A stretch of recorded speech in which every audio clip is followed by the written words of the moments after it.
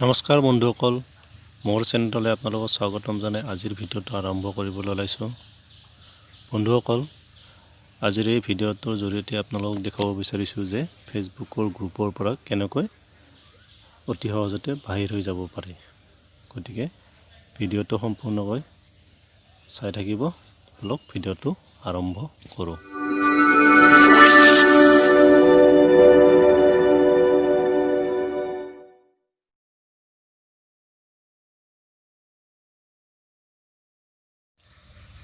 বন্ধুসকল, ফেচবুক গ্ৰুপৰ পৰা বাহিৰ হ'বলৈ হ'লে প্ৰথমে ফেচবুকটো অন কৰি ল'ব লাগিব। ফেচবুকটো অন কৰি আছোঁ। ইয়াতে 3 ডটৰ তলত দেখিছে 3টা লাছ, এই 3টা লাছত ক্লিক কৰি দিব।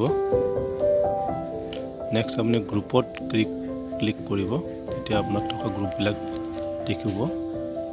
মাজৰটোত ক্লিক কৰিব।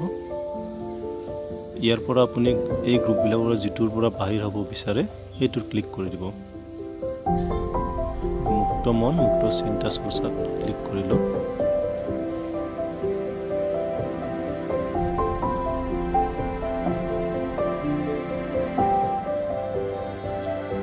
নেক্সট আপুনি ফটোটোত ক্লিক কৰি দিব। ইয়াতে তলত দেখিছে লিভ গ্ৰুপ বুলি এটা অপশ্যন আছে, ইয়াতে ক্লিক কৰি আপুনি গ্ৰুপৰ পৰা বাহিৰ হৈ যাব পাৰে। এতিয়া চাই লওক ফেচবুক গ্ৰুপৰ পৰা বাহিৰ হৈছে নে নাই। গ্ৰুপত ক্লিক কৰি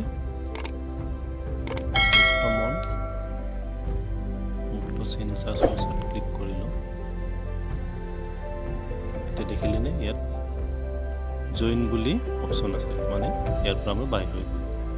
এনেধৰণে ফেচবুক গ্ৰুপৰ পৰা অতি সহজতে বাহিৰ হৈ যাব পাৰি।